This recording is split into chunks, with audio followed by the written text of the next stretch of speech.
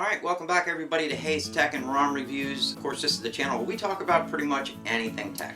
Why am I doing this video? Well, I'm doing this video because the last video I put out on the ThiEye 4K action camera, it did not go as good as I had hoped for it to go. We basically got really screwed up on, well, I basically got messed up on my settings on my Canon 90D and tried to correct those settings in post, which I should have just reshot the whole damn thing, and I didn't. So, it is what it is. So what we're going to do today is I'm going to take you outside. We're going to give it one more chance to get as good a video quality as we can possibly get with this camera. The problem is, the last time I used it outside, for some reason, everything in the background was blurry, and it shouldn't be with that camera. That camera does not have a variable lens. It's a fixed lens. It's an action camera. So, without further ado, let's head outside and let's take a look at how the ThiEye 4K action camera that I paid over $100 for looks like in good lighting.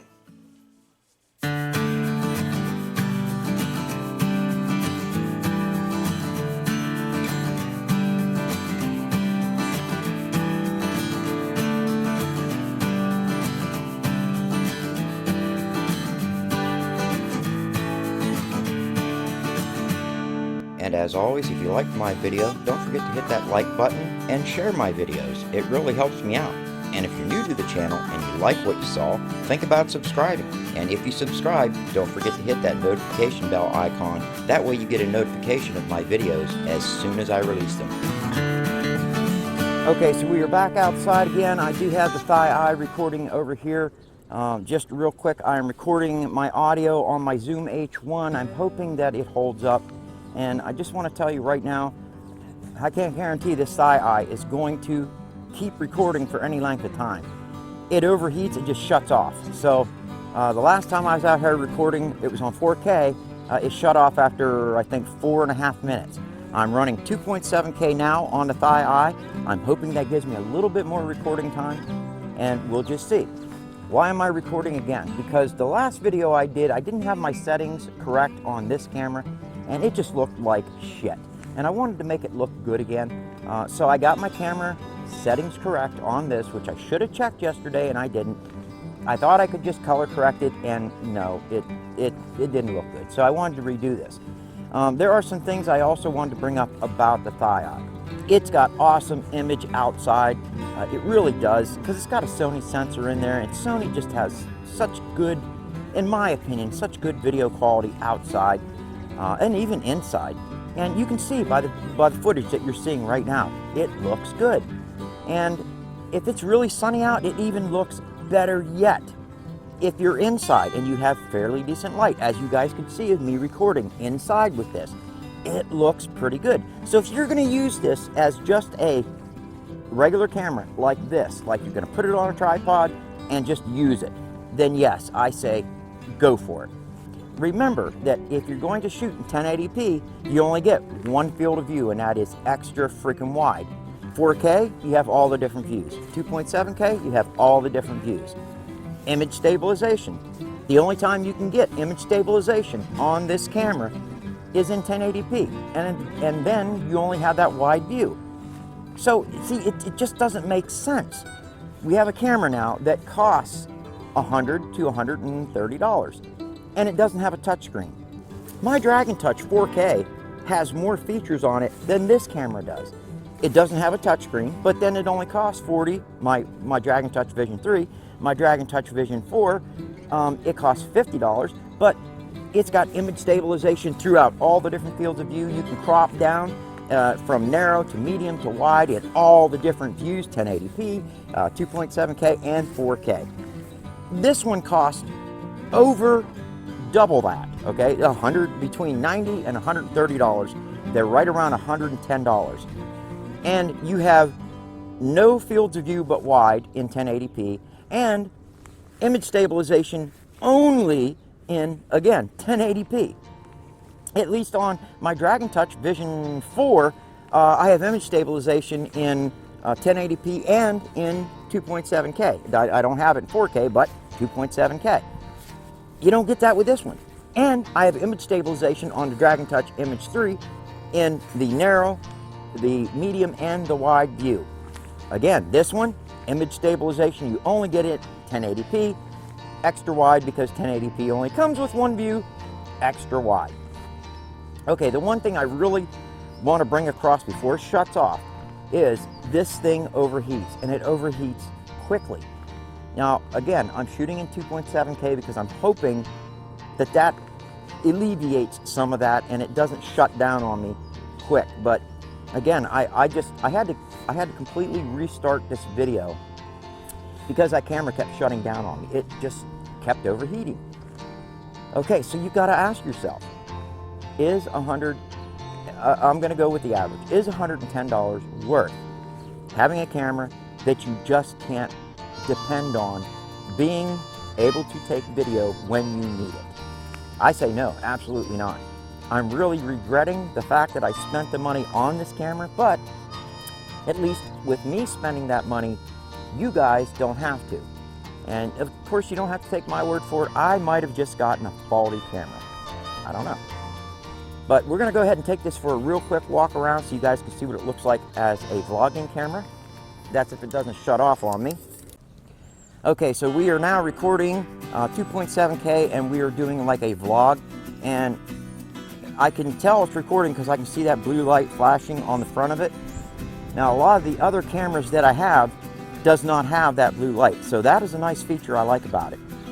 That definitely lets me know that it's recording and I don't have to worry whether or not I'm going to miss the shot.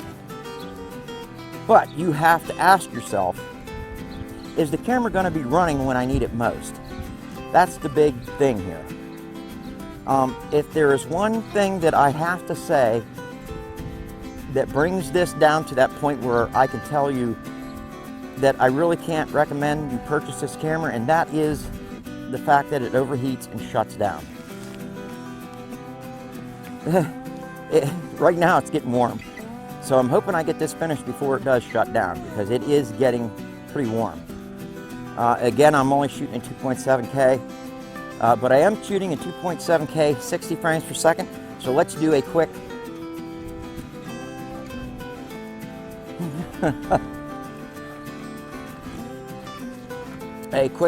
spin.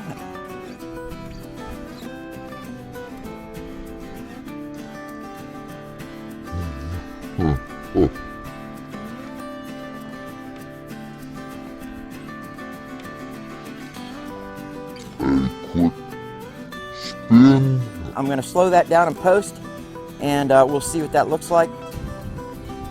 Again, I cannot stress enough that there are just so many features missing on this camera that I just can't recommend it. And there are so many things that are just wrong about this camera. Again, I can't recommend it. But if you were going to go on just image quality alone, I mean, you can see the image quality on it.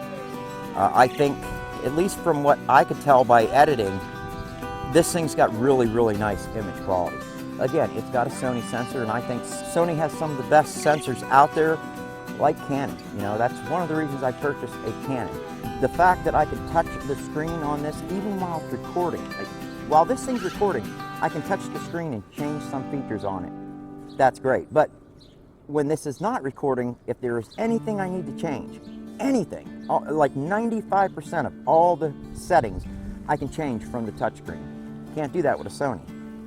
And like, again, I mean, this is not a Sony camera, guys. Don't get me wrong, okay? I don't want to try to represent this as a Sony camera, but I'm guessing now, because it's got a Sony sensor in it, that there are some features that it just can't allow, or that just won't work on this. And that would be, of course, you know, the field of view, your wide, your medium, and your narrow in 1080p, 2.7K, and 4K. It's just missing too many features for me. But you guys can see, you know, it does, I think, look good. It's got good color to it. But, you know, as they say, color is not the only thing. Number one, audio is most important. And remember, this has a microphone jack on it. I don't have any microphones that'll fit that. I don't know of any microphones that do. You have to order a special microphone to fit the jack in here. It's not a 3.5 millimeter jack. I checked on ThiEye's site, or what I could find, and there are no microphones to order. So where am I supposed to get the microphone at, ThiEye? You know, the one that's supposed to work with this. So again, there's just too many strikes. So I think finally it's still recording. It didn't shut off on me. So I think switching to 2.7K helped me.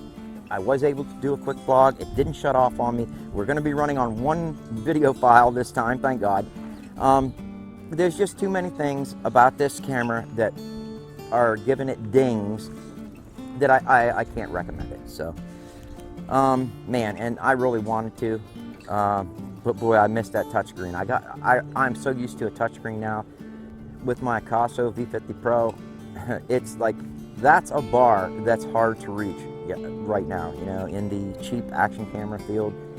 Yeah, so we'll see. I did order another one. It is a Camp Park, I think is the name of it. It's about in the same price range as this and my Akaso V50 Pro, and this one will record in 4K 60 frames per second. So it's kind of like my GoPro Hero 7 right now in its different recording fields that it has, with image stabilization and it says image stabilization throughout. Now it doesn't have a jack where you can hook in a microphone, but you know, really, that's not a big important thing for me. I've got my Zoom H1 audio recorder. You know, I can record on that. That's what we're recording with right now, so hopefully the audio is good on this. See, here's the thing. Recording with the Zoom H1, the only microphone I have that I can record with on that right now, because all my other ones are broken, is my Sony microphone, my lapel mic right here. And I just found that it doesn't sound the greatest on my Zoom H1, and I'm hoping it sounds okay now. But if it doesn't, I'll use the audio coming off my Rode video mic. You know, it is what it is. Okay, that's it. I don't want to keep you guys forever. Sorry, I wanted to redo this video because the first time I got the colors all messed up on this one. It looks good in the monitor right now, so we're going to go with that. And I'm going to go ahead and get this video redone, uploaded, let you guys see it, and that's it. So what do you say we go ahead and head back in the house? It's actually not that warm out.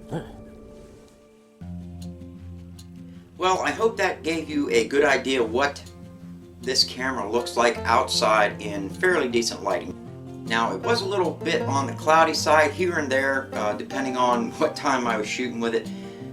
But for the most part, the lighting was pretty consistent the whole way through, so you should have got a pretty good idea of what this camera looks like outside. From what I can tell, doing all the editing on this camera, I thought it looked pretty damn good. But remember, this camera has a lot of shortcomings, and the thing that I did say and speak highly of about this camera is its image quality. It's got outstanding image quality. I'm pretty sure you guys can see the sweat beating up underneath my eyes right now from my lights. That's how good the image quality is on this. But image quality isn't everything with a camera. And that's what I tried to get across to all of you. Whenever you have, say, a YouTube video, audio is king. I mean, a lot of people are going to listen to your audio and not watch your video. So you've got to make sure that your audio is number one. So it's an action camera, and yes, it's got a 3.5mm jack. Well, and yes, it's got a microphone jack, or it's supposed to have a microphone jack on the side of the camera, and it does.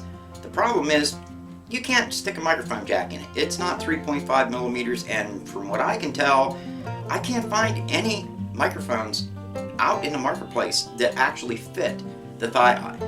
What do? Well, you do what I did, and you know, you use an audio recorder, and that's a good thing, because I use this with a lot of my other action cameras, or even my Canon, or you know, my Sony Handycam over here. You're gonna run into that situation. We already know that, so we prepare for that, and we get ourselves an external audio source and a microphone, and away we go. So what could go wrong? Well, as I said earlier, this thing has a lot of shortcomings. You can only get image stabilization on this camera in 1080p. Okay, well, a lot of people watch only 1080p videos. Yes, I'll give it that. But in 1080p, you only get one view, and that is its widest view. Why would they limit us in 1080p, which is the one that most people are going to use anyways, to just its widest view? Why wouldn't they give us its narrow view or its medium view? That just doesn't make any sense to me. Oh, you get it in its 2K and its 4K, but in 1080p you only get their wide shot. And then in 2K and 7K you get no image stabilization. Why, ThiEye? Why would you do that? I could see it if you were only like, oh, I don't know, a $50 camera or something like that, but you're talking about a camera that is over $100 to purchase. It just doesn't make any sense to me. And that's why I said it earlier, I can't recommend this camera. And I would go with the Akaso V50 Pro or one of the other cameras that I reviewed on my channel. Now, I do have another camera coming. I did order another camera from Amazon, and to be honest with you, I really couldn't afford it, but I said, what the hell, I'm just gonna get it because I really did need something else to make a video on, and I kind of wanted to bring up the down from doing a review on this damn camera. So I did order another one, and I can't, it's a Bandcamp. Don't quote me on that. I'll notate it up here and let you guys know what kind of camera it is. But that camera will shoot 4K 60 frames per second, and from what I've read on its description, it does have image stabilization throughout all the different recording modes, and we'll see. I had high hopes for the ThiEye and found out, wow, did it have a lot of loss. It's not recording. Okay, so now here's the biggest thing that I found that really hurts that camera over there is what happened right now. When it's recording, it's got a blue light on the front and it blinks to let you know it's recording. Well, it's solid blue now. That tells me it quit recording. Why did it quit recording? Because the camera overheated. That thing overheats really quick, and I'm not shooting in 4K on that. I'm shooting in 2.7K or half of 4K, and it just overheat. You give it 4 or 5 minutes and bam, that's it, you're done. So again, that's another strike against it. And with that being said, there is no way I can recommend the ThiEye 4K camera to anybody. And I mean, even if you want to use it like this as a vlogging camera and you got a little studio set up, it's going to be sitting on a tripod, you don't care about image stabilization, it doesn't matter. It's going to overheat on you and you're not going to be able to use it. I'm sorry the video went a little bit longer than what I was hoping for, but that's just the way it is. You know how I am, guys. I try to be as thorough as I possibly can and give you guys as much information about the product I'm talking about as I possibly can. So with that being said, I just want to thank you all for watching. Don't forget, we're going to have that giveaway soon. My wife already finished one of the quilts. She is finishing up the second quilt now, and that should be probably next week sometime. That would be my guess. So be looking for that. I want to thank each and every one of you out there who has subscribed, and those people that are subscribing every day. I'm getting a lot of subscribers. I do appreciate each and every one of you. That's all I have. Thank you all for watching, and we will see you on the next one.